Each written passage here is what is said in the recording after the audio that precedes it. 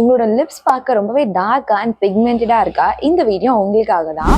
கொஞ்ச நாளைக்கு முன்னாடி என்னோட லிப்ஸும் இந்த மாதிரி தான் டார்க்காக இருந்தது. ஸோ இந்த ஸ்டெப்ஸ் எல்லாம் நான் ஃபாலோ பண்ணேன். எனக்கு சூப்பராகவே ஒர்க் அவுட் ஆச்சு. ஸோ ஃபர்ஸ்ட் என்னன்னு பார்த்தீங்கன்னா, நீங்கள் லிப்ஸ்டிக் போகிறீங்கன்னா கண்டிப்பாக வந்து ஒரு மாய்ஸ்சரைசர் அப்படி இல்லைன்னா ஒரு லிப் பாம் எஸ்பிஎஃப் இருக்க மாதிரி யூஸ் பண்ணிக்கோங்க. அது ரொம்பவே இம்பார்ட்டன்ட். அப்போ தான் நீங்கள் லிப்ஸ்டிக் போடும்போது உங்கள் லிப்ஸ் அது வந்து ட்ரை ஆகாது அண்ட் வந்து டேமேஜும் ஆகாது. அண்ட் நெக்ஸ்ட்டு வந்து நம்ம காலேஜ் ஸ்கூல்லாம் போகிறோன்னா கண்டிப்பாக நம்ம ஃப்ரெண்ட்ஸோட லிப்ஸ்டிக்கெல்லாம் ஷேர் பண்ணுவோம். ஸோ அந்த மாதிரிலாம் ஷேர் பண்ணாதீங்க. உங்களுக்குன்னு ஒரு ரைட்டான ஷேடை நீங்கள் வாங்கி வச்சுக்கோங்க.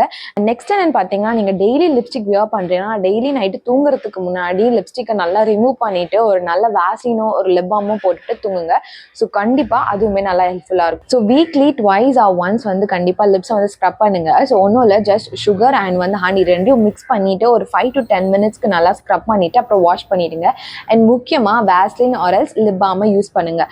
ஸோ இந்த ஸ்டெப்ஸ் எல்லாம் கண்டிப்பாக ஃபாலோ பண்ணிட்டு வந்தீங்கன்னா உங்களோட பிக்மெண்டட் லிப்ஸ்மே சூப்பராக அழகாக பிங்கிஷாக மாறிடும். ஸோ மறக்காமல் ட்ரை பண்ணி பாருங்கள். அண்ட் நம்ம சேனல் நீங்கள் சப்ஸ்கிரைப் பண்ணலாம், மறக்காமல் சப்ஸ்கிரைப் பண்ணிக்கோங்க. நெக்ஸ்ட் இதில் பார்க்கலாம். பாய், லவ் யூ ஆல்.